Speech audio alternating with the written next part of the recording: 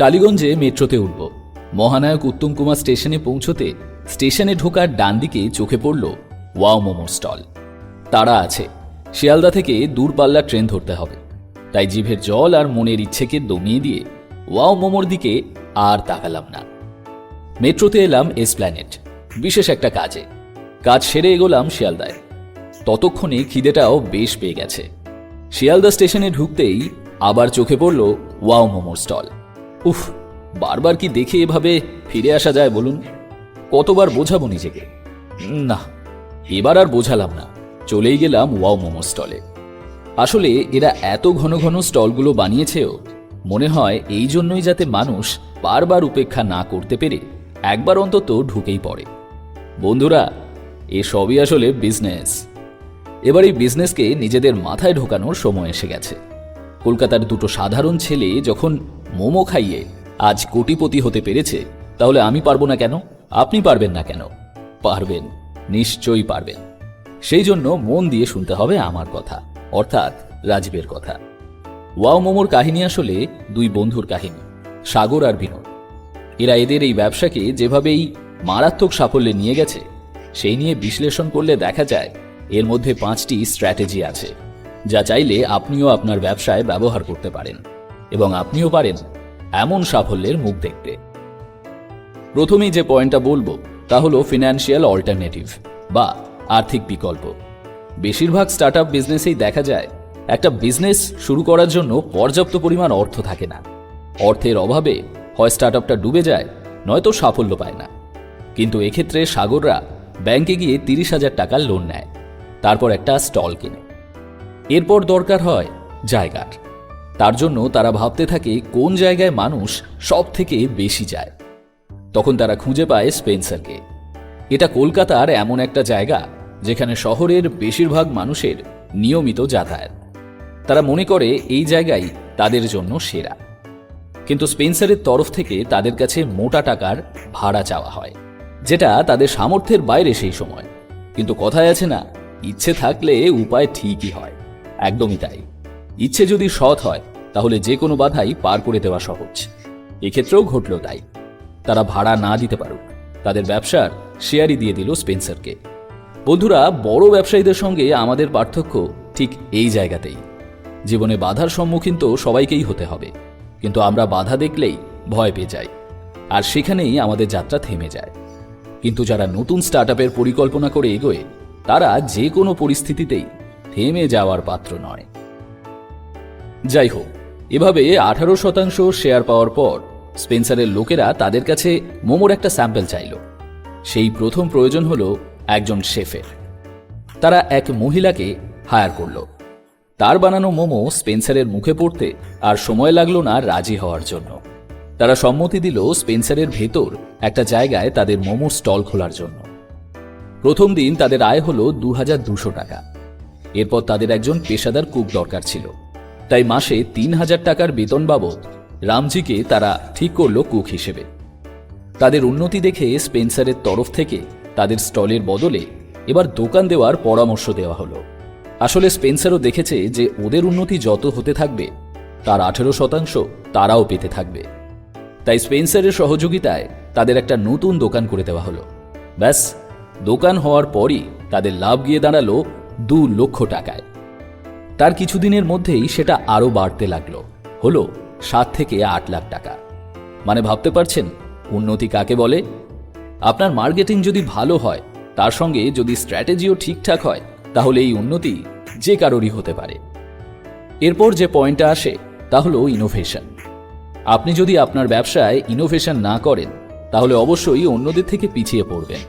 Wow মোমোরও 2 মালিক সাগর আর বিনোদ তাদের কাস্টমারদের খোঁজ খবর নিয়ে দেখল তাদের কাস্টমাররা প্রধানত মধ্যবিত্ত এবং উচ্চবিত্তের মধ্যে পড়ছে। সুতরাং এদের কাছে আরও একটু বেশি টাকা থাকবে খরচ করার জন্য। তাই তারা কিছু নতুন ধরনের মোমো বাজারে নিয়ে এলো, যা এর আগে মানুষ কোনোদিন দেখেইনি। যেমন fry momo, chocolate momo, cheese momo, এইরকম আরও অনেক নতুন ধরনের মোমো আর কি। এদের বেশিরভাগ খাবারই প্রিকুকড হয়, অর্থাৎ আগে থেকেই বানানো থাকে। কাস্টমারে এলে ছোটখাটো কিছু বাকি প্রসেস যেটা বাকি থাকে সেটা করেই কাস্টমারদের পরিবেশন করে দেওয়া হয়। সেই জন্যই তাদের একটা নির্দিষ্ট জায়গায় অর্ধেক বানানো খাবারগুলো রাখা থাকে। সেখান থেকেই ডেলিভারি বয়ের মাধ্যমে আউটলেটগুলোতে পৌঁছে দেওয়া হয়। ফলে সব আউটলেটগুলোতে খাবারের স্বাদও সমান থাকে। এরকম চলার মাঝেই তারা আরও নতুন ধরনের মোমো বাজারে নিয়ে আসে, চাউমিন মোমো, বার্গার মোমো ইত্যাদি। ফলে মানুষের ওয়াও মোমোর প্রতি আগ্রহ আরও বাড়তে থাকে। এভাবেই তারা তাদের প্রতিটা ছোটখাটো পরিকল্পনাগুলোকে রূপ দিতে থাকে এবং বাজারে লঞ্চ করতে থাকে। এদের তৃতীয় পয়েন্ট হলো ব্রিং এনার্জি। এবার দেখুন, একটা মানুষের এনার্জি শক্তি যে একটা দলের শক্তির সঙ্গে কখনোই প্রতিযোগিতা করতে পারে না, তার আলাদা করে প্রমাণ দিয়ে বলার প্রয়োজন নেই। এর জন্য তারা ওয়াও মোমোতে আরও সফলতা আনতে একটা দল গঠন করল। দলগতভাবে তাদের কাজের উন্নতিও আশানুরূপভাবে বাড়তে থাকল। এরপর যে পয়েন্টের বিষয়ে কথা বলবো তা হলো আপ রেভিনিউ। এই বিষয়ে যেটা সবথেকে গুরুত্বপূর্ণ তা হলো লোকেশন। না, আপনি যেমন লোকেশন ভাবছেন এটা ঠিক তেমন নয়। এর জন্য তারা নিয়ে আসলো MMM, অর্থাৎ মাল্টি মোবাইল মডেল। মাল্টি কথার অর্থ হলো অনেক বেশি সংখ্যক, আর মোবাইল অর্থাৎ লোকদের জন্য করতে হবে। তার জন্য তারা ওয়াও মোমোর একটা ভেজি আউটলেট তৈরি করে দিয়েছে, যাতে এবার যারা নিরামিষ খায় তাদেরও ভিড় বাড়তে থাকে। এর পাশাপাশি তারা আরেকটা বিষয়ের ওপর কাজ করা শুরু করলো, যেটা হলো ফরচুনিস ক্রস সেলিং। এটা এক ধরনের প্যাকেজ সিস্টেম, যাতে কাস্টমারদের তারা দুপুর বা রাতের খাবারেরও বন্দোবস্ত করে দেয়। এরপর আসে 5 নম্বর পয়েন্ট, যা ভীষণই গুরুত্বপূর্ণ। সেটা হলো সাস্টেনেবিলিটি ওভার গ্রোথ। সাধারণ ক্ষেত্রে দেখা যায় রেভিনিউ বাড়তে থাকে, কিন্তু প্রফিটের নামও নেয় না। কিন্তু সাগরবাবুদের লক্ষ্য ছিল শুধুমাত্র প্রফিটের দিকে। 2015 অবধি শুধুই উপার্জিত টাকা থেকেই বিনিয়োগ করায় তাদের কোনো উপরিখরচা হয় না। অর্থাৎ প্রতিটা আউটলেট থেকে তাদের যে লাভটা হতো সেটা এক জায়গায় করে পুরনো লাভের থেকে বিনিয়োগ করত। ফলে প্রথম দিকে উন্নতি ধীরে হলেও পরে তা আকাশ ছোঁয়া হয়। ছোটবেলায় আমার এক শিক্ষক আমায় বলেছিলেন, জীবনে চলার পথে যদি তুমি এগিয়ে যেতে যেতে একটা সময় হঠাৎ দাঁড়িয়ে পড়ো এবং বুঝতে না পারো যে কি করা উচিত, তাহলে জানবে এবার একটা বড় লাফ দেওয়ার সময় এসেছে। আর সেই ধাপটা যদি কোনোভাবে উতরে যেতে পারো, জানবে এবার তোমাকে আটকানোর সাধ্য আর কারণ নেই। সাগর আর বিনোদের সঙ্গেও একই জিনিসই ঘটেছিল, এবং তাদের জীবনে সেই বড় পদক্ষেপটা হলো ওয়াও মোমো। দেশের মাটিতে তৈরি করা একটা সম্পূর্ণ নতুন ব্যবসা, তাও আবার আমাদের খোদ কলকাতার মাটিতে। আর তারপর তার আকাশ ছোঁয়া সাফল্য, যা প্রতিটা মানুষকেই আশ্চর্য করে তোলে। কোম্পানির রিপিভোটেড ভিশন এবং গ্রোথ প্ল্যানগুলিকে উন্নত করতে ওয়াও মোমো ফুডস, অর্থাৎ যেটি বর্তমানে দেশের সবচেয়ে বড় দুটি হোমগ্রোন QSR ব্র্যান্ডের মালিক, সেটি ট্রি লাইন ইনভেস্টমেন্ট ম্যানেজমেন্টের নেতৃত্বে $15 মিলিয়নের বেশি সংগ্রহ করেছে।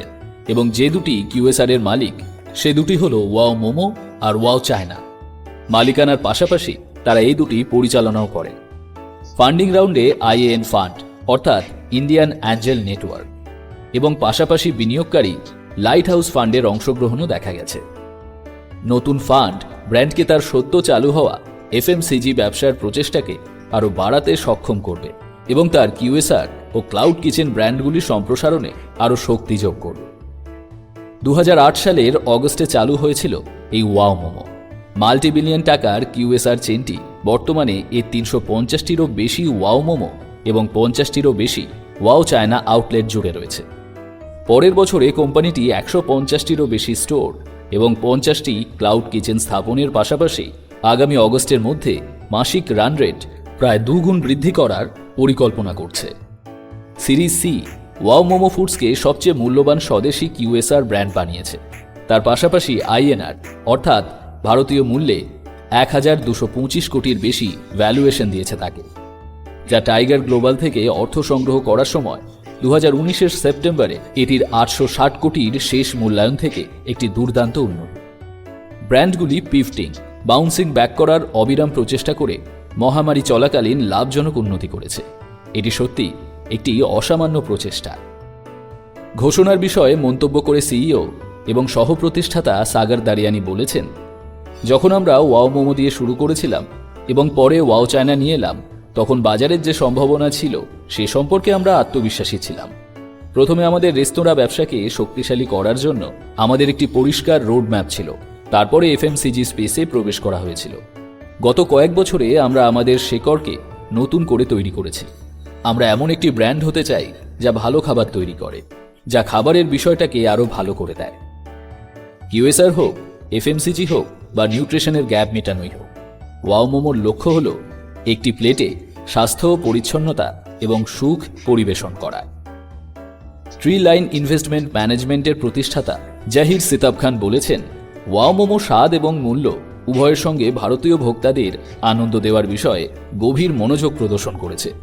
যেহেতু ভারত দ্রুত কোভিড থেকে বেরিয়ে আসছে, আমরা কিউএসআর এবং খাওয়ার জন্য প্রস্তুতি উভয় ক্ষেত্রেই তাদের বৃদ্ধির পরিকল্পনা নিয়ে উৎসাহী। আমরা ওয়াও মোমোর বৃদ্ধির পথে যোগ দিতে পেরে ভীষণভাবে খুশি এবং তাদের উন্নতির এই পরবর্তী অধ্যায়ে তাদের মঙ্গল কামনা করছি। খুব তাড়াতাড়ি ওয়াও মোমো এফএমসিজি স্পেসেও প্রবেশ করেছে।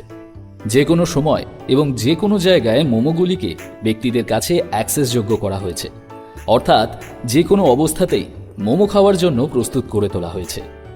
খাওয়ার জন্য প্রস্তুত মোমোগুলি একচেটিয়াভাবে বিগ বাস্কেটে উপলব্ধ এবং শীঘ্রই অন্যান্য ই কমার্স চ্যানেলে এবং আধুনিক ট্রেড প্ল্যাটফর্মগুলিতেও অ্যাক্সেসযোগ্য হয়ে যাবে। আর বন্ধুরা, এগুলো 6 মাস পর টায়ার 2 এবং টায়ার 3 শহরগুলিতেও পৌঁছে যাবে। ওয়াও মোমো শুরু থেকেই কিউএসআরে যেন বিপ্লব সংগঠিত করে চলেছে এবং এখন এফএমসিজি সেক্টরে নতুন করে সংজ্ঞায়িত করেছে। মহামারীর মধ্যে সেক্টরটি যে চ্যালেঞ্জগুলি দেখেছিল, তা সত্ত্বেও কোম্পানিটি সক্ষম নেতৃত্বের অধীনে থেকেছে এবং বলা বাহুল্য যে এটি ক্রমাগতই বৃদ্ধি পেয়ে চলেছে। এই কথাগুলো কার জানেন কি? কথাগুলো বলেছেন লাইট হাউস ফান্ডের ম্যানেজিং ডিরেক্টর রোচেল ডিসুজার। আইএন ফান্ডের ফান্ডিং পার্টনার পদ্মজা রূপারেল বলেছেন, একটি স্বদেশি ব্র্যান্ডকে এত উচ্চতায় উঠতে দেখার এই বিষয়টা ভারতীয় উদ্যোক্তাদের নিজস্ব ব্যবসা করার মনোভাবের প্রতি বিশ্বাস পুনরায় স্থাপন করে। আমরাও এর অংশ হয়েছি যখন ওয়াও মোমো যাত্রা আইএএন থেকে তার অ্যাঞ্জেল রাউন্ড উত্থাপন করেছিল এবং এখনও যখন এটি তার জায়গায় দাঁড়িয়ে, তখনও আইএন ফান্ডের সঙ্গে অংশীদারিত্ব ব্যাহত রয়েছে। আমরা খুবই আত্মবিশ্বাসী যে কোম্পানিটি তার পরবর্তী পর্যায়ে বৃদ্ধির জন্য প্রস্তুত, আর নিজস্ব গতিবেগে সে সর্বদা এগিয়ে চলবে সফলতার দিকে। গত 2 বছর ওয়াও মোমো এবং ওয়াও চায়না ব্র্যান্ডের জন্য খুবই গুরুত্বপূর্ণ ছিল। তা সে অনলাইন ডেলিভারি ব্যবসা 7 গুণ বৃদ্ধি থেকে শুরু করে স্ট্র্যাটেজিক অংশীদারিত্বের চেতনা পুনরুজ্জীবিত করা হোক বা এফএমসিজির নতুন উন্নতির বীজ বপন করাই হোক।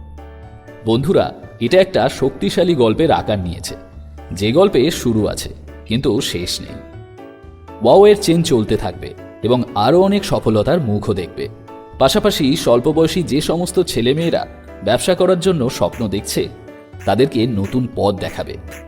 হ্যাঁ বন্ধুরা, এই পথ দেখানোর গল্পটা আমরা যতটা সহজ ভাবছি ততটাও কিন্তু সহজ নয়। এর পেছনে আরও বেশ কিছু হার্ডেল রয়েছে। সেই হার্ডেলগুলোই কি করে অতিক্রম করতে হবে সেটা জানব এবং অবশ্যই তার সঙ্গে জানব ওয়াও মোমোর ওয়াও ফ্যাক্টরটা কিভাবে কাজ করেছে সেই বিষয়ে। Everything is fair in love and war, অর্থাৎ ভালোবাসার যুদ্ধে সবটাই ন্যায় হিসেবে ধরে নেওয়া যায়।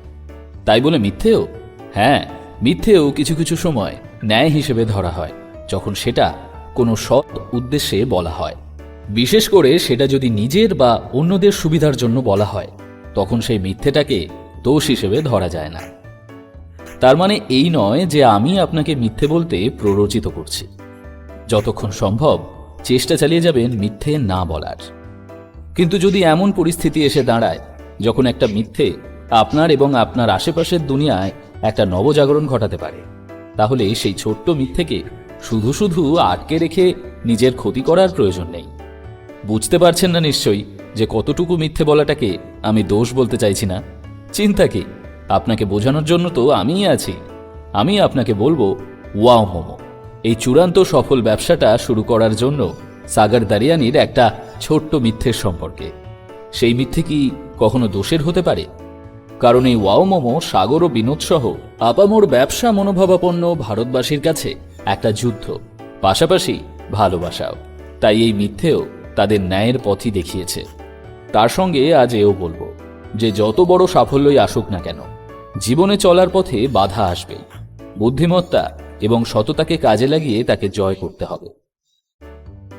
ওয়াও মোমোর সহ প্রতিষ্ঠাতা ও সিইও সাগর দারিয়ানি মোমোর ওপর যেভাবে তার একটা সম্পূর্ণ ব্যবসাকে দাঁড় করিয়ে দিয়েছে, তা বলিউডের কোনো সিনেমার গল্পের থেকে কম কিছু নয়। শুরুতে এটি একটি ছোটখাটো মিথ্যে ভিত্তির ওপর দাঁড়িয়েছিল, যা অন্য কারো কোনো ক্ষতি করেনি, কিন্তু 21 বছর বয়সী একটা ছেলেকে তার স্বপ্নের ভিত গড়তে সাহায্য করেছিল। তারপর শুরু হয় তার ব্লকবাস্টারের গতি। মাত্র ৪৫ দিনের মধ্যে এটি তার শীর্ষে পৌঁছায়। এটি শুরু হয়েছিল যখন স্বস্বীকৃতভাবে অস্থির দারিয়ানি কলকাতার সেন্ট জেভিয়ার্স কলেজ থেকে বাণিজ্যের শেষ বর্ষের স্নাতক পরীক্ষা শেষ করে উদ্দেশ্যমূলকভাবে মুম্বাইয়ের পথে যাত্রা করেছিলেন। তখন ছিল 2008 সাল এবং তিনি খাবারের জায়গায় একটি ব্যবসা শুরু করতে চেয়েছিলেন। তিনি জানতে পেরেছিলেন যে এটি ফাস্ট ফুড ব্র্যান্ডগুলির মলের ফ্লোরে ছোট্ট কিয়স্ক স্থাপন করতে চায়। উদ্যোক্তা হওয়ার জন্য প্রয়োজনীয় সম্পদ প্রদর্শন করে তিনি স্পেন্সার্সে খাদ্য বিভাগের প্রধানের সঙ্গে একটি বৈঠক স্থাপন করতে সক্ষম হন। এই অ্যাপয়েন্টমেন্টের জন্য অপেক্ষা করার সময় তিনি এক্সিকিউটিভ একজন সহকর্মীকে বলতে শুনেছিলেন যে একটি মোমো আউটলেট মলের জন্য উপযুক্ত হবে। দারিয়ানি এখানেই একটি সুযোগ বুঝেছিলেন এবং চুক্তিটি সিল করতে সাহায্য করার জন্য একটি নিষ্পাপ মিথ্যে বলেছিলেন। হ্যাঁ, ঠিকই শুনছেন, কথাগুলো সাগর নিজেই বলেছিলেন যে আমি নির্বাহীদের বলেছিলাম যে আমি সেন্টে মোমো বিক্রি করি জেমস স্কুলে, কারণ কেবল একজন কলেজ ছাত্রকে গুরুত্ব সহকারে নেবে না। আসলে তিনি তখন 1 মাস আগেই সবে তার চূড়ান্ত বর্ষের পরীক্ষা দিয়ে এসেছেন। তাকে পরের দিন স্বাদ পরীক্ষা করে নেওয়ার জন্য একটি নমুনা আনতে বলা হয়েছিল। সেই নমুনা নিতে সাহায্য করার জন্য সাগর মোমো তৈরি করতে জানা এক মহিলা, যাকে সে মোমো আন্টি বলে ডাকত, তার কাছে ছুটে যায়।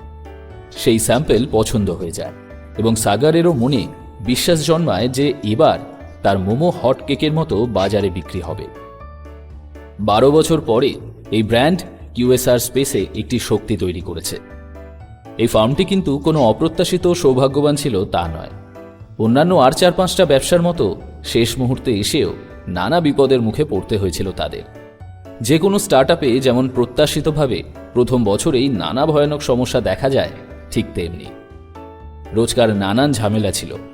লঞ্চের আগের দিনই হঠাৎ শেফ ছেড়ে চলে যাওয়ার মতো ঘটনাও ঘটেছে। ওয়াও মোমো সহ প্রতিষ্ঠাতা হোমগাই যেমন বলেছেন, রাতারাতি তাদের জন্য শেফের ব্যবস্থা করতে হয়েছিল, কিন্তু সৌভাগ্যবশত নতুন শেফ আগেরটির চেয়েও ভালো ছিল, তাই সে যাত্রায় তারা রক্ষা পেয়ে যায়। অপারেশনাল সমস্যাও ছিল। প্রথম 5 মাস শুধুমাত্র 2 জন প্রতিষ্ঠাতা, একজন শেফ এবং একজন সাহায্যকারী দ্বারা পরিচালিত হয়েছিল কোম্পানিটি। সেই জায়গায় আজ ওয়াও মোমোতে 3000 জনের বেশি কর্মী রয়েছে এবং প্রতি কিয়স্কে কর্মী সংখ্যা তার আকার দ্বারা নির্ধারিত হয়। প্রথম দিকে মোমোগুলি দারিয়ানির বাড়ির রান্নাঘরে তৈরি করা হতো এবং প্রতিদিন অটোতে করে আউটলেটগুলোয় নিয়ে যাওয়া হতো। যাওয়ার সময় তারা অটোতে করে যেত এবং ফেরার সময় পায়ে হেঁটে ফিরত, যাতে মাত্র 10 টাকা বাঁচাতে পারে। আসলে সেই সময় তারা নিজেদের অর্থের মূল্য বুঝতে পেরেছিল। বর্তমানে এটি কলকাতা স্পেন্সার্স, বিগ বাজার, প্যান্টালুন্স এবং অন্যান্য এই ধরনের বড় ফরম্যাটের খুচরো দোকানে তার 12টি আউটলেট খুলেছে। এর প্রথম স্বতন্ত্র আউটলেট 2010 সালে স্থাপিত হয়েছিল সেক্টর 5, সল্টলেক, কলকাতা, পশ্চিমবঙ্গের আইটি হাবে। 1 বছর পরে 4টি স্বতন্ত্র স্টোর এবং শপিং শপ সহ আনুমানিক 17টি আউটলেট সহ এটি কলকাতার বাজারে ছড়িয়ে পড়ে। এছাড়াও ভারতীয় ভোক্তাদের গ্র্যাব অ্যান্ড গো খাবার অর্থাৎ স্যালাড, মোমো ইত্যাদি স্ন্যাক্সের জন্য ক্রমবর্ধমান ক্ষুধা রয়েছে, যা কিয়স্ক এবং শুধুমাত্র ডেলিভারির জন্য রান্নাঘরের ফরম্যাটের ক্ষেত্রে একটি স্বাস্থ্যকর লক্ষণ, এমনটাই শিল্প বিশেষজ্ঞরা বলছেন। এছাড়াও গত 5 বছরে সুইগি, জোম্যাটো এবং উবার ইটস, যেটা আবার এখন জোম্যাটোর অংশ, সেগুলোর মতো খাদ্য ডেলিভারি প্লেয়ারগুলো এই কিউএসআর চেনের স্থায়িত্ব অনেকাংশে বাড়িয়ে দিয়েছে। পণ্যের গুণমান এবং পরিষেবা খাদ্য ব্যবসায় গুরুত্বপূর্ণ একটি বিষয়। এর জন্য সম্প্রসারণ এবং অপারেশন একসঙ্গে কাজ করতে হবে। এটি সম্পর্কে সচেতন হতে কোম্পানি হ্যাচারির সঙ্গে কাজ করে, যেমন কলকাতার শালিমার হ্যাচারি, বেঙ্গালুরুতে গোদরেজ টাইসন ফুডস। এটি ব্যবহার করে পোলট্রির গুণমান এবং স্বাস্থ্যবিধি বজায় রাখার জন্য এখানে একজন নিরীক্ষক নিয়োগ করা হয়েছে, যা প্রতি 7-8টি আউটলেটে রয়েছে। বন্ধুরা, এখানে জেনে রাখা ভালো, স্ট্রিমলাইনিংও একটি ব্যবসায়িক প্রয়োজনীয়তা এই মুহূর্তে। আর এগুলোকেই মাথায় রেখে ওয়াও মোমো প্রতিটা শহরের জন্য একটি কেন্দ্রীভূত রান্নাঘর রেখেছে। এটি ব্যাকএন্ড প্রক্রিয়াকে আরও দক্ষ করার পরিকল্পনা করেছে। এই প্ল্যানটি হবে হাইটেক এবং সম্পূর্ণ স্বয়ংক্রিয়। এটি মূলত কলকাতার কসবা ইন্ডাস্ট্রিয়াল এস্টেটে স্থাপন করা হবে বলে ঠিক করা হয়েছে। আর মাত্র 2 বছরের মধ্যেই ব্যবস্থাটা চালু করা হবে বলে আশা করা হচ্ছে। Wow momo, Domino's, KFC, Pizza Hut এবং বার্গার কিংয়ের মতো বিশ্বব্যাপী মেজরদের সঙ্গে প্রতিযোগিতা করে। খুব কম ভারতীয় কোম্পানি কিউএসআরে ডোমিনোজ এবং ম্যাকডোনাল্ডসের মতো ধারাবাহিকতা এনেছে, যার ফলে এই গুটিকতক কোম্পানিগুলো সবার থেকে আলাদা জায়গা দখল করেছে। আর সেই পথেই পা বাড়িয়েছে ওয়াও মোমো। আমি আশা করি তারা তাদের মেনুতে উদ্ভাবন অব্যাহত রাখবে। কথাটি বলেছেন আনন্দ লুনিয়া। তিনি হলেন ইন্ডিয়া কোটিয়েন্টের প্রতিষ্ঠাতা অংশীদার, আর এটি হলো প্রাথমিক পর্যায়ের বিনিয়োগ সংস্থা। ওয়াও মোমো টিমের ব্যবসায়িক প্রবৃত্তি এখনো অবধি তাদের হতাশ করেনি। যখন তারা স্কেল তৈরি করেছিল, প্রতিষ্ঠাতারা পেশাদারদের একটি দলকে একত্রিত করার গুরুত্ব উপলব্ধি করেছিল।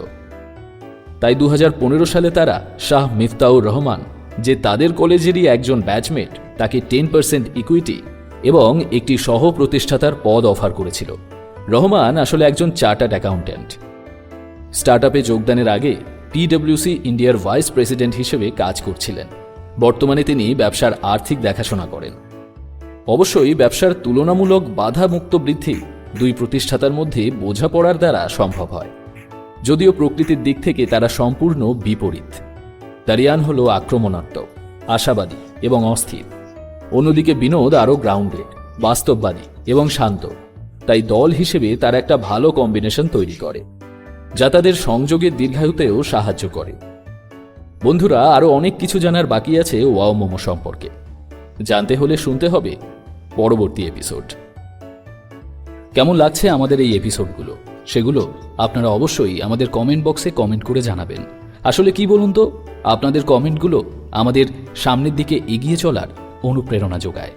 সেই অনুপ্রেরণার জন্যই আপনাদের কাছে বারবার আমাদের আবেদন, আপনারা আমাদের এই এপিসোডগুলো শুনে আপনাদের বহুমূল্য মতামত ব্যক্ত করবেন। সেই মতামতগুলো আমরা আগামী দিনের পাথেয় হিসেবে গ্রহণ করব। এরকমই একটা অঙ্গীকার নিয়ে আমরা এগিয়ে চলেছি। আর এই এগিয়ে চলার জন্য সবচেয়ে বেশি প্রয়োজন আপনাদের পাশে পাওয়ার। তাহলে এই কথাই রইল, আপনারা আপনাদের কমেন্টের মাধ্যমে আমাদের উদ্বুদ্ধ করতে সাহায্য করবেন। আমরাও আপনাদের উপহার দেব দারুণ দারুণ ইন্সপিরেশনাল স্টোরি। এখানেই আজকের এপিসোডটা শেষ করছি। আগামী এপিসোড নিয়ে আবারও ফিরে আসবো আমি রাজীব।